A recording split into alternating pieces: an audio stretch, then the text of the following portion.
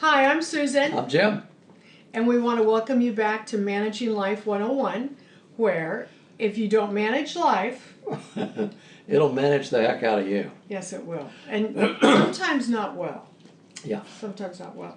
You know, we've been doing the past couple times, we've been talking about communication and how we have 8 keys to effective communication and how to turn your adversaries into allies, and also how to switch from being stuck in the story to solving the solution. You know, have your solution solve the situation. Yeah. So we talked a couple weeks ago about the first 2 keys, which one is exercising self-responsibility, knowing your wants and goals, communicating that to the people that are involved, taking a look at what the short-term and the long-term effect is of whatever decisions you make, and being self-responsible. I mean, it's pretty self-explanatory.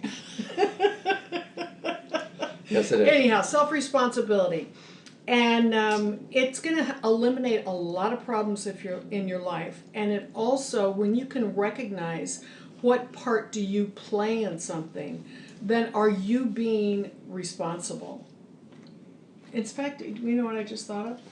I was wondering, do you think everybody can see me because I'm in camouflage? I forgot. Most won't see you. Okay, but they can hear me, right? Okay. They can hear you. Yeah. Okay, then the second key is the scope of feelings. How we talked about that there is this huge range of feelings that range from just mild, moderate, and intensity. Not just, you know, happy and angry or joy and sadness. No, there's a ton more things. And really learning that scope of feelings and all these words that can describe, you know, I'll never forget when I first got sober and I didn't know what I was feeling because I wasn't in touch with all these feelings. Yeah, that's true. And I remember calling my sponsor and says, oh my gosh, I don't know what's going on with me. You know, I was telling her some things, how I felt. And she said, you know, Susan, that sounds like you might be a little depressed. I thought, wow, I'd never thought of myself as depressed before. I hear you. But it was just being able to put a word to a feeling. And that really helped me a lot, get to know that. So, self-responsibility, a scope of feelings, and then we touched on key 3 last time, which is now the sequence of feelings. And we deal with primary and secondary feelings. And that the primary feelings are really about being hurt, being afraid, physical pain, emotional pain. But the secondary feelings, which really come out as anger, frustration, they're so intense that they really overshadow the real primary feeling. And we introduced you all to those 2 questions. What are those 2 questions? What am I afraid of and who's hurt me? Yeah, those are big, big. When you can answer those questions in any situation, it's going to be a nice little segue into what we're going to talk about today, which is key 4, and that's dealing with anger. Yeah. Yeah. Super fun. Yeah. You know, I used to be really, really angry before I got sober. I could, like, really get angry. And throughout walking this path and learning about how to communicate, and some of these tools and techniques that we talk about with you, it's helped me not become angry so much. For me, anger is a choice. In my day-to-day dealings with you or with anybody, and I get up and I'm not right. You know, I'm not, you know, I'm not feeling good. I'm not hurting, I'm not upset. I can't pinpoint what it is, but I'm not right. Yeah. And then that's easy for me to get triggered and irritated with any number of people. And but I'm so self-aware at this point in my life about myself that, you know, I can just say, if someone's irritating me, I'm not going to get angry over that. It's not worth it. Yeah. You know, plus it's meaningless. 5 minutes from now, it won't matter. That is really what's important. You know, and And that avoids a lot of unnecessary angst Yeah. and grief and things that can escalate into, ugly situations. Yeah. To use a perfect phrase that you talked about last one time. Yeah, it doesn't have to escalate into a big poopy diaper. Exactly. And, Exactly. because who wants that? Yeah. And when you don't recognize that you're starting to become angry, and that's, you talked about, and you hit the nail on the head when you just said self-awareness. All these things that we talk about are really to help you become self-aware. They are. The more self-aware you are of the way you think, your behaviors, your triggers. You mentioned about pushing the buttons. Yeah. How some people can just really push your buttons and you get an immediate response. And so much of that is also dealing with, we really develop our value system by the age of 7. Because of everything that happens to us from 0 to 7 is really our conscious and our subconscious are two different entities in many ways. Because the subconscious is like the most gigantic file cabinet that any computer could ever have. The Lord blessed us with this brain and then with a subconscious. And things get stuck in our subconscious that happened to us when we were little. And I remember I was having a conversation with somebody and talking about this one boss I had. And this was years ago. And he was a yeller and a screamer. And I'll tell you, the first time he yelled and screamed at me, and you talk about anger, unbridled anger, he had real issues. But I became 7 years old. A grown woman managing my territory, and I became 7 years old. Yeah. So what he did is he taught me, fortunately I was sober, I was learning how to do these things and communicate, and he taught me how to stand up and say, I will not be talked to that way. It gave me courage. How did you feel the first time you said that? Scared. But After? empowered. Yeah. So empowered. Because I realized that I have a choice of how I'm teaching people to treat me. That's right. And we all have a choice because what you tolerate or what you allow, people will take as much as you give them, as you allow them to take. So, before I talked to him that way, I prayed. I got counsel with my sponsor and talked to other people and that I trusted and said, you have to stand up for yourself. You don't have to be, nobody's allowed to talk to you that way. So it was so wonderful. And yes, I was scared when I first did it, but I did it and I felt it's almost like this powerful woman came out, The thing of it is when you say something like that to somebody who's been used to lording it over you, having their will with you, and then you say, no, don't talk to me like that. They go, whoa. Yeah, they did. He did. Wow. Did she just say that? And for the first time in maybe their lives, or certainly with you, he has to rethink his whole interaction with you in the future. Exactly. And not do that, not behave that way. And that's a big, big win. Yeah. That's a triumph of the spirit. Yeah, it is. It is. And it was for me, and it was something that we had to revisit a couple times. Okay. But you know what? It was only that first time that I was scared. Because then the minute he would start in again, I would be like, you know what? Until you can control yourself in a professional manner, I'm not going to sit here and listen to you talk to me that way. Nobody's going to talk to me like that. I wish I could have been there for that. Oh, it was wonderful. It's cool. It was wonderful. Really cool. But anyhow, it was about anger. Yeah. And I was afraid of that because what was I afraid of and who hurt me? Well, he hurt my feelings. Yeah. And I was afraid that I wasn't good enough or might get fired, Sure. all these little subconscious things. The earlier you mentioned about people pushing your buttons. Yeah. The healthier you become, the more self-aware you become over the years. And it doesn't happen overnight. No. Um, people pushing your buttons, it's a choice for you It's true. as to whether or not you're even going to react to that. I don't react anymore. I know. They can't push my buttons because Yeah. it doesn't matter to me, Yeah. you know? That's the big deal. Yeah. That's the big deal. And with the anger, with dealing with anger, first of all, anger is something that pushes people away. It does. Okay, so, you know, when people think they're getting angry and they're going to like control you and dominate you. No, you're going to push somebody away when you get angry. So what in dealing with it, what you want to start to do is recognize that you're starting to feel anger. Now, this is going to take a conscious commitment that you want to think about. And what are some of the symptoms and signs that you start to get? Does your heart start to race? You know, do you start to find yourself becoming anxious? Do you find that you're thinking like, I can hardly wait to say something. Sure. You know?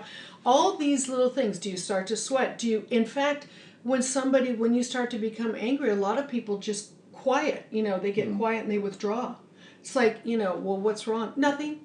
Well, like the last thing you want to do is when you feel yourself getting angry with someone, whether it's a mechanic, a contractor, your mate, you realize you're starting to get angry. Don't feed into it. I know. Don't go with it. Yeah. Because it'll only escalate to a place where absolutely nothing good happens. Right. There will be zero resolution and no solution. So recognize it and don't go with it. Yeah. Let's see if we can get on the right track and resolve this. Yes. And it's okay to say that. Yeah, it is. It's true. And I've done that before. And I remember one of my very first times is I had moved to Long Beach and I was probably about 3 years sober. And I took, you've heard this story before, but I don't think I've told you guys. No. And I had this, I needed this belt fixed and these pair of shoes. So I went to this great little shoe guy, cobbler. Gem Shoes Repair. Gem Shoes Repair, yes, right on 2nd Street. And they were always like 3 deep. I mean, this guy was so good, 3 deep, right? So I take my stuff in there, and I always knew also that they were not real timely. Like if they told me Wednesday, well then I'll wait till Friday when I pick it up. So I went in and I was heading out of town, and I go in and I finally get up there, and it was a man, his wife, and his son. And his son happened to be helping me that day, grown man. And my belt wasn't ready. Oh boy. Ugh. Remember when we read that thing about attitude? I had a horrible attitude. I was such a little snot. And I mean, I really caused a little scene. And I walked out of that place and I got in my car and I remember I was driving to Palm Springs and I thought to myself, oh, Susan, what have you done? And I knew that I was going to have to go back and make an amends to that guy. So when I got back into town... And amends being? Amends meaning, like, rather than crawl on cut glass begging for forgiveness, meaning I wanted to make right the part that I had played, which I had a bad attitude. Right on. And it really had nothing to do with him. It was all about me. Yeah. And that's kind of basically what it boils down to when you get like that. So I went in on Tuesday, and you know, because of the reality was that you already knew that no matter when did they say it would be ready, it wouldn't be. Yes. So I mean, why be surprised? I know. But it's a learning process. Yeah. This is what we want you guys to realize, is that it's a learning process. So I go back in, and I think the mom was there, and I said, is your son here? She said, yes, just a moment. So she brought him up, and I said, hi, do you remember me? And he said, oh yeah, I remember you. And I said, listen, I want to make amends to you because it was not you. It was me. Things weren't going right for me that day. And my behavior was really unacceptable. So you know what? Whenever the belt is ready, I'm fine with that. And I just wanted to let you know that I realized I was in the wrong. Well, that was pretty powerful. Do you know that he actually tracked me down? he called me and he said, I want to tell you how much that meant to me. Nice. Because nobody, people just don't usually apologize. Mm-hmm. But that's what I've learned to do. And that's what we're talking about, is teaching you skills and tools and techniques that you can use in your everyday life that are going to help you create a life that's really well managed and that you enjoy living in. And here's another thing. Think about this. Think about your behavior. And if you were being videotaped and it was played back, is that how you'd like to see yourself represented? Mm-hmm. Sure. It's really a good thing. I know one time years ago, I had a doctor's appointment and I was waiting, and the doctor's appointment was like at 1 o'clock, and it was 1:30, and I was working at the time, so Yeah. I have so I go up to the girl at the counter. I said, "Listen, no BS," which means tell the truth. When do you think I'm going to get into the office? Because once you're in the office, then you're not seen right away. Right, exactly. So like no BS. Yeah. When do you think I'll be able to get into the office? Yeah. Because it's already a half hour. She said, no BS? Well, probably another 15 or 20 minutes. And then I said, and then? She said, probably another 10 or 15 minutes after that. I said, okay, listen, I'm going to go. I'll reschedule. Yeah. Yeah. I never got angry. Yeah. Never, you know what I mean? Yeah. And then the next time when I saw the doctor, she said, oh, I'm sorry that happened, And I said, no big deal, Yeah. I'm here now. Yeah. Let's party. Right. There's just so many ways. I mean, we could go on forever and ever about this, and I know we're getting close to wrapping this up. But there's so many different ways that we get angry. It's not just an immediate interaction in a situation. And sometimes there'll be a slow burn. Yeah. And that's why it's really important to address the little things. Because if you don't do those, and we talked about the reality checks, and if you don't do that reality check to say like, wow, I'm sensing that there's a disconnect, and I'm feeling some anger coming towards me. Is there something that I have done? Because I'm not a mind reader. So if you could let me know what it is, then I would like to be able to course correct that. Sure. So these are things you learn how to do, but in the slow thing, I remember one time between you and I, we love to talk about things with our marriage. And Airport. no, that's a good one too. No, what's this one? Well, this one is where we're sitting in the living room one time, and all of a sudden I just looked at you and I said, I have to talk to you. It's serious. Oh, okay. All right. And you were really, the good news is he was receptive. Yeah. And I said, I don't like the way you're talking to me. Oh, yeah. Here was another talking thing, right?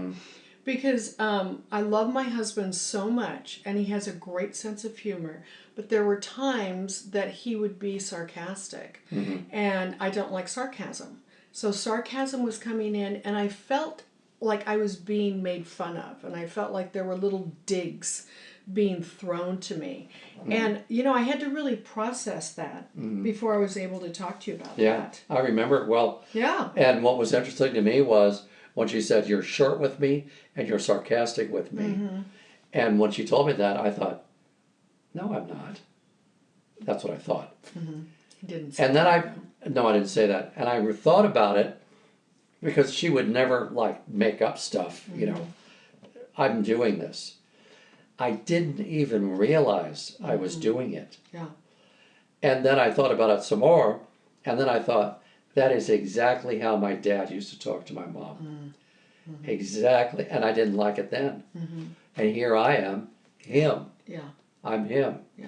And I worked on that. You sure did. And we went to a therapy session on that. Yeah. And the therapist said, Susan, since he's working on realizing when he's doing it, right. you have to develop a little sign, inconspicuous sign, to do. Yeah. If you're if we're in a public, if or you're something, around people. Yeah. And she said, hold up one finger, and I'm thinking immediately this finger, And no. No. No, an It- appropriate finger. It's one finger, and it can be like this, you know. And she would do that on occasion, and when she did, I hadn't even realized I was doing it. I know. It was, I mean, it was something that because I was able to tell you, Yeah. and I didn't let it build up anymore. That's why, literally, we'll repeat this again, and it'll be 31 years this October. We have never yelled and screamed at each other. No. We've never called each other a bad name. No. And we've had disagreements. Like, Yeah. that was an example of Yeah. something that I let go for a while, and then I realized, like, I'm not going to tolerate it anymore. Yeah. You know? And I had no clue. Right. And I'm so you weren't glad a mind reader. you brought it up. Yeah. Because I never would have known. Right. You know, self-awareness equals self-control and personal growth. Exactly. And You know? and being able to manage your life. Yeah. So Which we can do pretty well. we can do pretty well now. Yeah. So it's about starting to recognize when you become angry.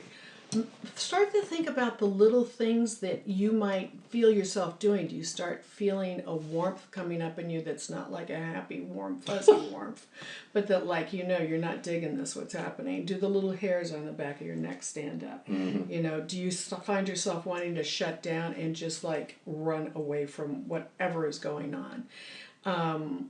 These are just little signs. Start to think about what your signs are, and we can talk about this more. Sure. But remember these questions.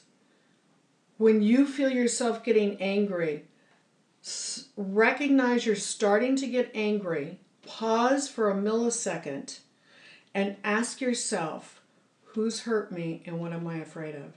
When you can answer those questions, it gives you that momentary break that your brain needs so that you can start to manage what's going to come out of your mouth next and what behavior you're going to have, rather than it just managing you and taking control of you like an alien has invaded your body. Don't feed the anger demon. No, don't feed the anger. Oh, that's a good one. Is that good? I like it. Thank you. Don't. Anyhow, we hope you've gotten something out of this. We absolutely love talking with you guys about wonderful ways to manage your life. And we're going to sign off now and say, Managing Your Life 101. You better manage your life before it manages you. Bye-bye. Bye.